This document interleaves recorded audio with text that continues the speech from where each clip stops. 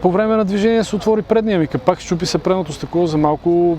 Цяло чудо, че семейството ми не претърпява тежко происшествие. Когато подам някакъв сигнал за работата на ръководството на прокуратурата, обикновено не след дълго последствията са лични срещу мен.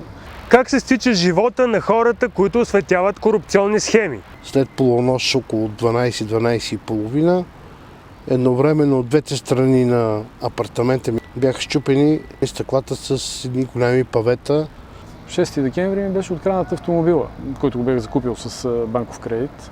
Срещаме се с двама души, които са ни разказали за тежка корупция. Компетентни органи не се намесват в това да разследват дали аз съм по някакъв начин обект на някакви престъпления. Единият е следователят Бойко Атанасов, другият е строителят, който освети източването на европейски средства от проекта за изграждането на път между Паничище и Сапарева баня. Аз хранех надежди, че нещо може да се случи след като бъде излъчен този материал от вас. Тогавашният председател на строителната камера, аз го уличих в доста голяма корупционна схема, за което предоставих доста доказателства, снимков материал. Вие сами се убедихте и на място какви нарушения има и какви пропуски има в проекта. Колко време е минало, откакто Вие оповестихте вашата информация за наличието на шпицкоманда в столичното следствие и подадохте сигнал към Висшия съдебен съвет, поискахте отстраняването на главния прокурор Сотир Цацаров? От февруари месец 2016 година до настоящия момент, вече това са близо 2 години. Осуетена беше такава проверка от приятеля на главния прокурор Ясен Тодоров.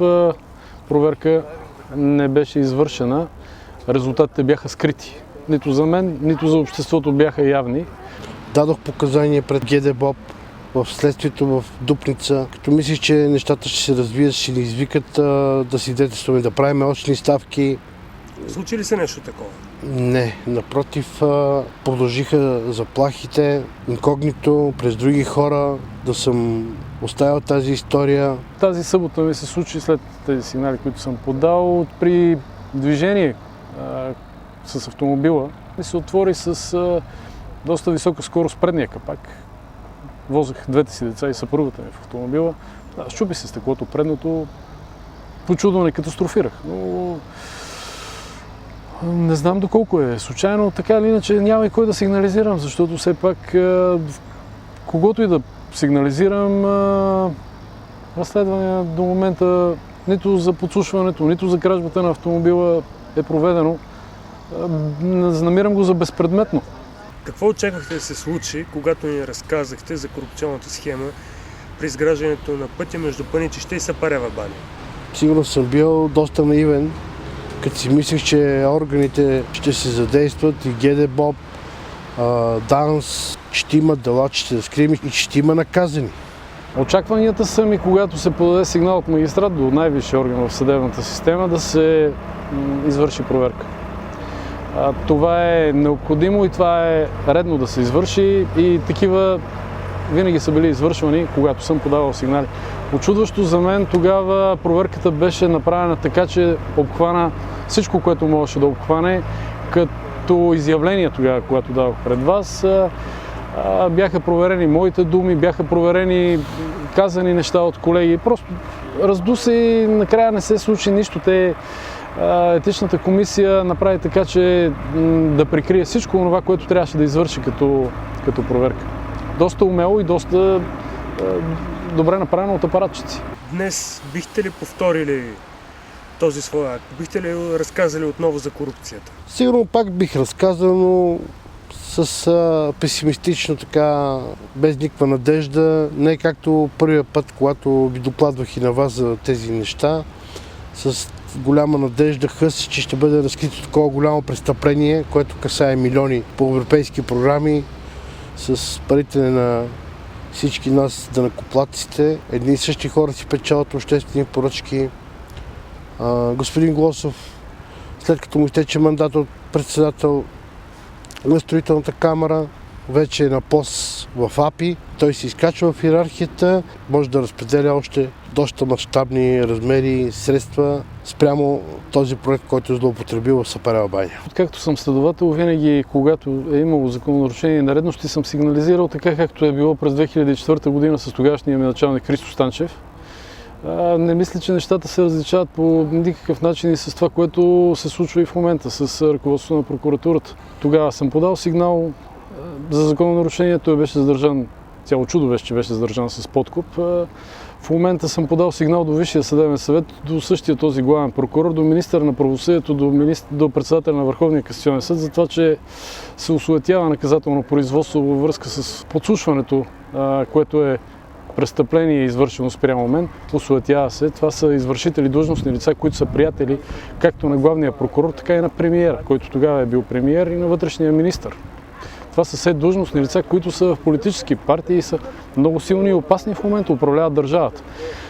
Симбиозата между тези хора и с ръководството на прокуратурата води до една деструктивност. Вече не говорим за уронване престижа на съдебната власт, е изключително опасно за националната сигурност, което по никакъв начин не може да бъде коригирано в настоящия момент. Защо според вас няма втори магистрат от прокуратурата, който да последва вашия пример и да се изправи срещу порочните практики там? Те са очевидни. Да, и много е простичко. Хубави заплати, не са ниски.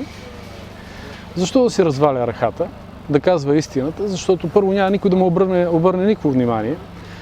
Вниманието е насочено към това кой как да си добрува, а не да страда. Защото Висшия съдебен съвет, както видяхте прокурорската колегия, тя е единна и действа според волята на главния прокурор. Всеки един прокурор, който излиза и казва истината, рискува най-малко благоприличния начин на живот, да му се случат един куп проверки. Тук в Следствения ден в Софийска градска прокуратура, където работя, и в момента сме в ревизия. Тази година това е 5-та или 6-та. Ако може да посъветвате някой човек, който тепърва би подал сигнал за корупция, за злоупотреба с европейски средства, какво бихте му казали? Би го посъветвал да докладва, да сигнализира когото трябва, когото е необходимо, но да не очаква някакво развитие от това нещо. Би го посъветвал по-важно от истината няма. Защото всичко това, което ние в момента не правиме, да отстояваме правото и спазването на закона, рискуваме много повече от това, рискуваме бъдещето на държавата. Представяйки в ръцете на хора, които са натоварени с авторитаризъм, да ръководят прокуратурата, която е вертикална, рискуваме бъдещето на държавата и на нашите деца като цяло. Борбата с корупцията, борбата с тежката икономическа престъпност, борбата с мафията в момента е пожелателна. Така няма. Въобще да не очаква никаква справедливост. Отказването от правосъдие е доста смущаващо, поне за мен. Но все един ден, господин главният прокурор, мандата ще свърши.